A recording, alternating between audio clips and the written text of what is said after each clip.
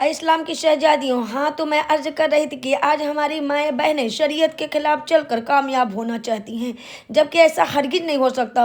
مثال کے طور پر مزارات کا پہ عورتوں کا حاضری کو ہی لے لیجئے کہ ہمارے ائمہ کرام بزرگان دین نے حدیث پاک کے حوالے سے لکھا کہ عورتوں کو مزار پہ جانا جائز نہیں ہے سوائے مزار رسول اللہ صلی اللہ علیہ وسلم کے، مگر آج مزارات پہ مردوں کے بجائے عورتوں کی ہی زیادہ تعداد اور بھیڑ نظر آتی ہے۔ اب آپ کہیں گی عورتیں مزار پہ کیوں نہیں جا سکتی؟ تو اس لیے نہیں جا سکتی کہ عورتوں کو بغیر محرم کے سفر کرنا حرام ہے۔ نیز مزار پہ مردوں کا بھیڑ ہوتا ہے، جس کی بنیاد پر عورتوں کا مردوں سے اختلاط ہوتا ہے، بدن سے بدن ٹچ ہوتا ہے، بلکہ بعض شریر لڑکے جنہیں نہ خوف خدا ہوتا، نہ شرم نبی ہوتی ہے، نہ عذاب مزار ہوتا ہے، یہ لوگ جان بوجھ کر عورتوں کو دھکا مارتے ہیں اور بدن سے بدن ٹچ کر کے اپنی نفسانیت کو ہوا دیتے ہیں۔ اسی طرح اکثر عورتیں قبر شریف کے نزدیک پہنچنے کے لیے بھیڑ کا بھی خیال نہیں کرتی، جس کی وجہ سے ایک دو نہیں بلکہ کئی خرابیاں، کئی فتنے، کئی گناہ میں ہم لوگ مبتلا ہو جاتے ہیں۔ تو آپ ہی بتائیے کہ کیا آپ مزارات پر نیکیاں کمانے جاتی ہیں، اپنے نام اعمال میں گناہ درج کرانے جاتی ہیں؟ کیا صاحب مزار آپ کے اس رویے سے خوش ہو سکتے ہیں؟ ہرگز نہیں۔ زیادہ تر عورتیں مزارات پہ اس قدر سج دھج کر بن سنور کر جاتی ہیں کہ غیر مرد کا نگاہ اٹھنا ایک فطری تقاضا بن جاتا ہے۔ اس طرح مردوں کو بھی کافی خلل واقع ہوتا ہے، حتیٰ کہ بعض نیک مرد تو ایسی عورتوں پہ لعن طعن شروع کر دیتے ہیں۔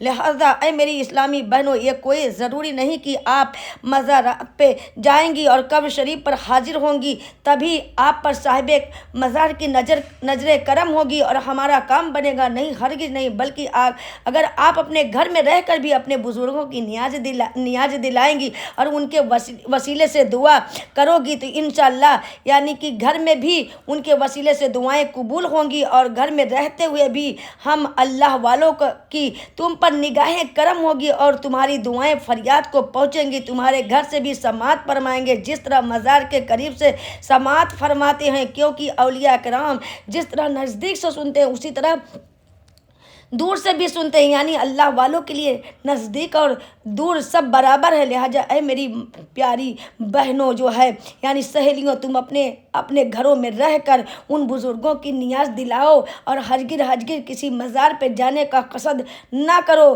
کہ محبت خصومات میں کھو گئی، یہ امت رسومات میں کھو گئی۔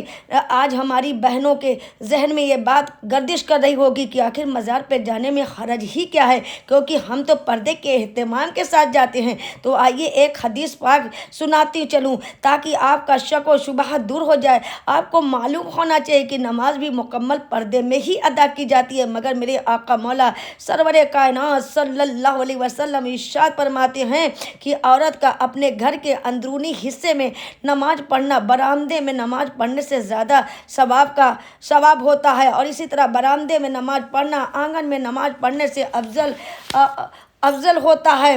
اب آپ سے پوچھنا چاہتی ہوں، کیا آنگن میں ہماری نمازیں نہیں ہوں گی؟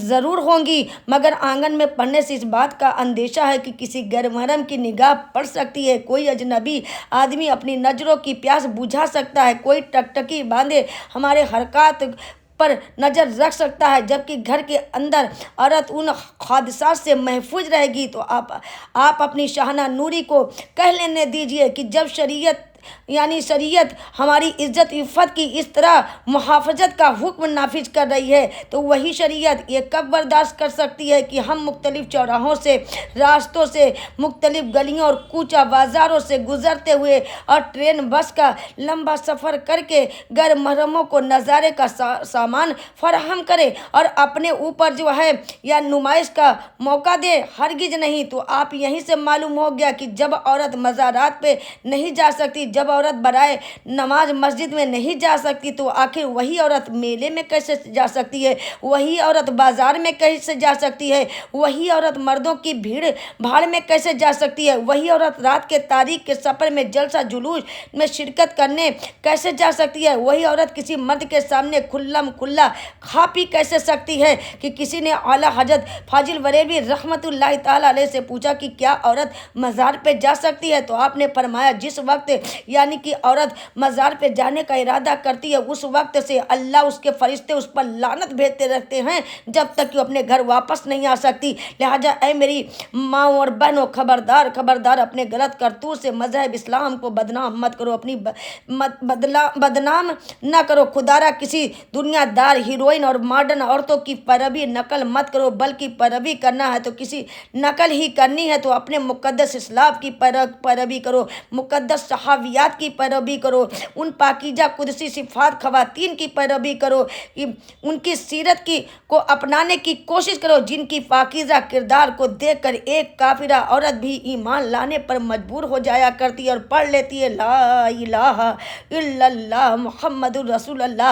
उन मुक़द्दस इस्लामी शहजादियों की नकल करो, उन मुक़द्दस पाकीज़ा आंचलों वाली माँ और इस्लामी शहजादियों को अपना आइडियल बनाओ जिनकी पाकीज़ा का खुतबा फर्श जमी तो क्या अर्श बरी पर होता है। सुबह आज सूरत हाल ये है कि कल तक जो काफिरा और मुशरिका औरतें हमारी पाकीज़ा किरदार को देखकर कलमा पढ़ लेती थी, दाखिले इस्लाम हो जाती थीं, आज वही औरतें हमसे नफ़रत करती हैं, हमारे दीन को बदनाम करती नज़र आती हैं, हमारे मज़हब को बुरा भला कहती नज़र आती हैं। बताओ ये सूरत हाल किसने पैदा किया? तो कहना पड़ेगा कि ये बुरे दिन खुद हमने पैदा किए हैं कि शबे रात भर सोना तुझे दिन लहू में खोना पड़े, खौफे खुदा शर्म नबी ये भी नहीं वो भी नहीं। लिहाजा मैं चलते चलते पैगाम देना चाहती हूँ कि ऐ मेरी इस्लामी बहनों, अपने दिल में अल्लाह उसके रसूल का खौफ पैदा करो, शरीयत के अहकाम की पाबंदी करो, तौर तरीके और रहने का सलीका इस्लामी बना लो, सिर्फ नाम का नहीं काम की मोमिना और मुसलमान बन जाओ। इंशाअल्लाह तुम पर अल्लाह की रहमतों का नुज़ूल होने लगेगा। सुबहान अल्लाह।